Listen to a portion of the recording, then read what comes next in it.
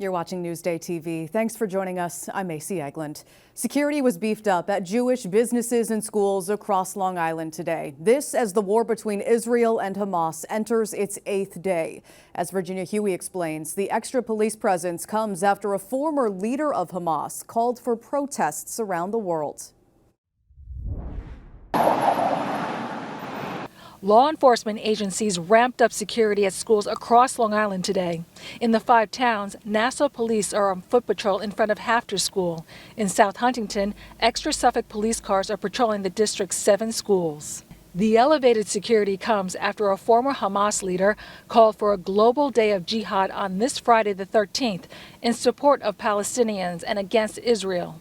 South Huntington's Deputy Superintendent John Murphy says his district is taking the potential for violence very seriously. Like anything, threat's a threat, and because it's so ominous and because, it's something that no one knows where, we just make sure we're a little more vigilant. The South Huntington School District sent this email to parents, informing them that while there is no specific or credible threat to the school community, administrators are working with police to ensure the safety of students and staff. In addition to extra police patrols, Walt Whitman High School has armed security guards and unmarked security cars around campus. We have a number of security guards. Most of them are ex or current police officers.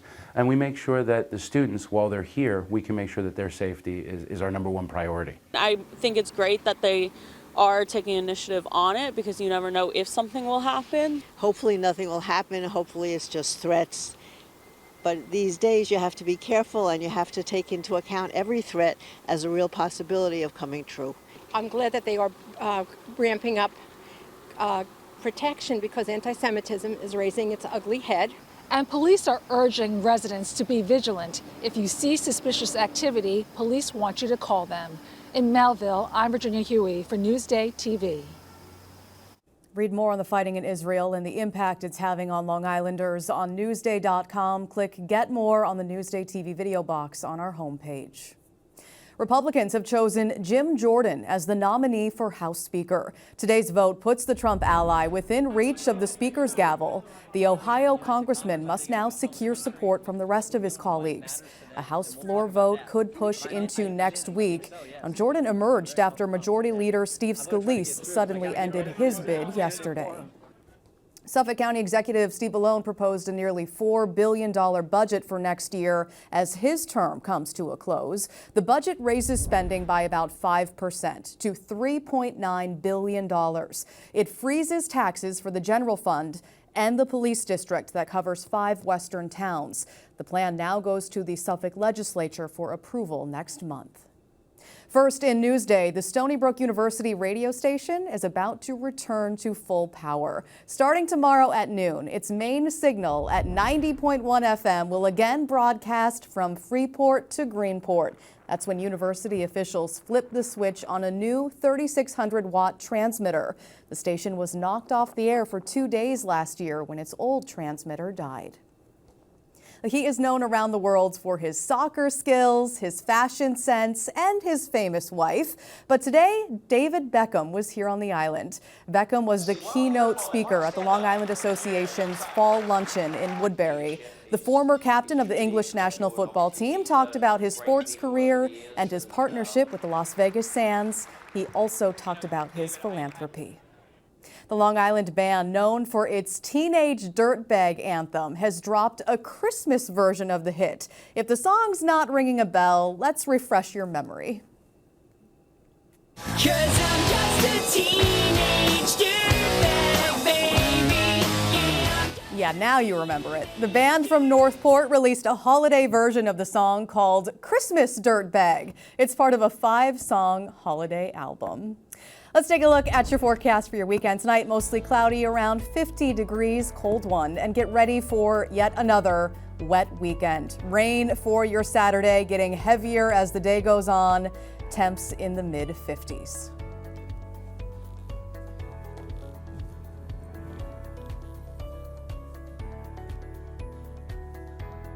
Long Island weather is brought to you by Home Tax Saver, PTRC Incorporated.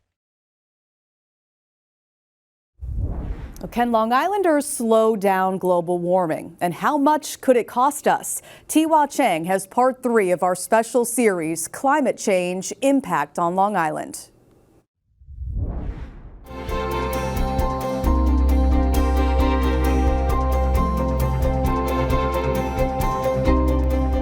To slow global warming, climate scientists believe we must replace fossil fuels with renewable, clean energy, like wind, solar, and hydroelectricity. In 2020, America produced 17% of its electricity from wind, solar, and hydroelectricity. So how do we get to 100%? They have the government set up performance goals for the market and allow the market to get there however they think is best. So tap into the capitalist market, basically, Yes. to use the sort of the energy of capitalism.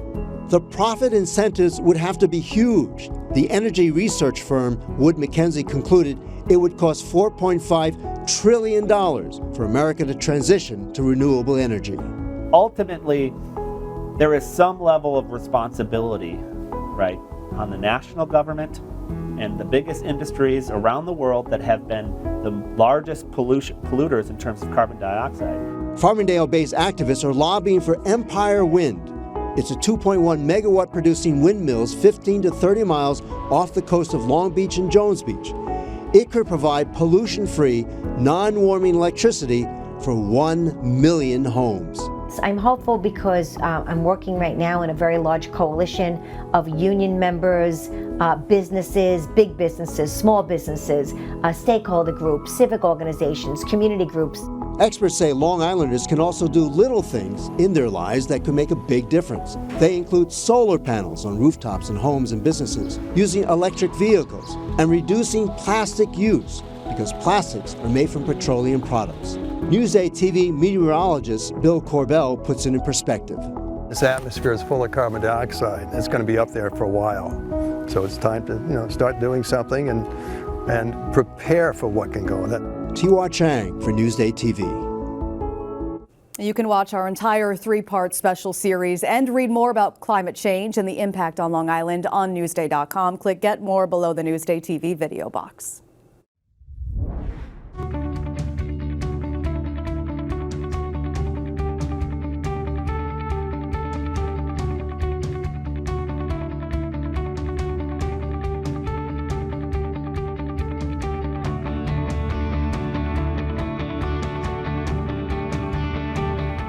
Well, the Islanders' home opener is tomorrow night at UBS Arena. So who are the players to watch this season as they drive for 5?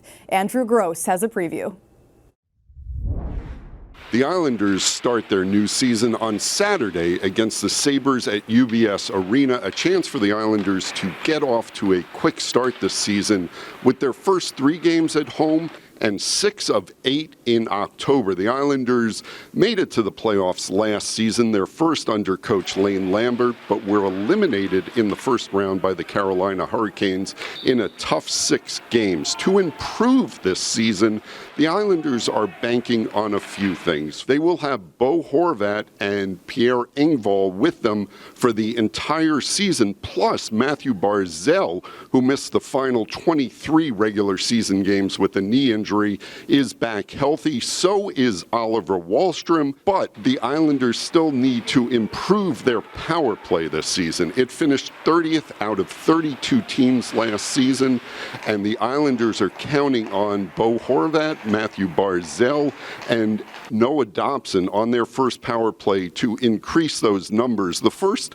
6 games Horvat and Matthew Barzal played together on the power play purred at 35%, which would have led the NHL last season. For Newsday TV, I'm Andrew Gross.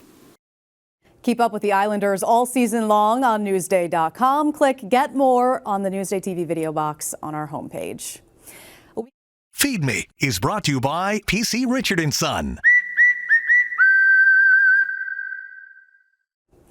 We continue our tour of the top 100 restaurants on the island. Maria Elena Martinez takes us to the stateroom in today's Feed Me.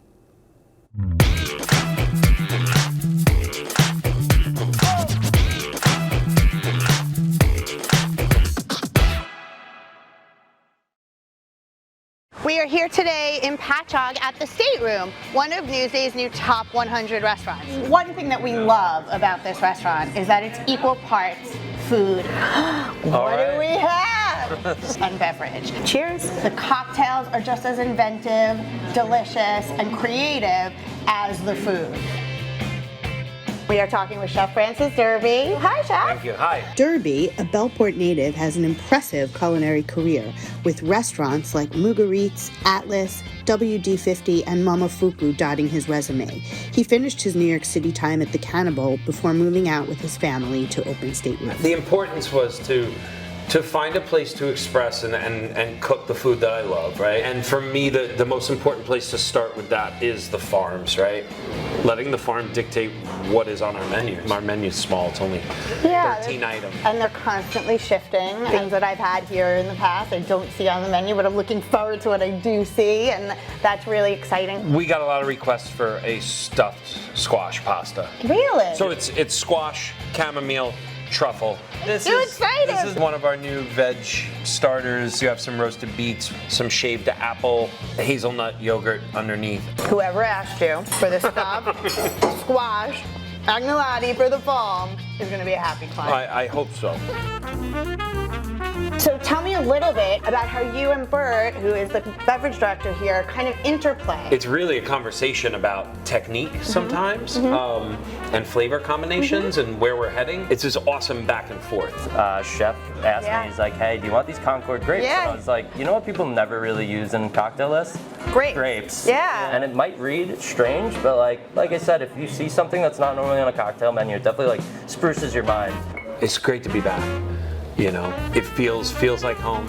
The farms are here. We're really happy you're here. Here's to the Stateroom. Looks cozy in there, perfect for the season. For more on the Stateroom, go to Newsday.com. Click Get More below the Newsday TV video box.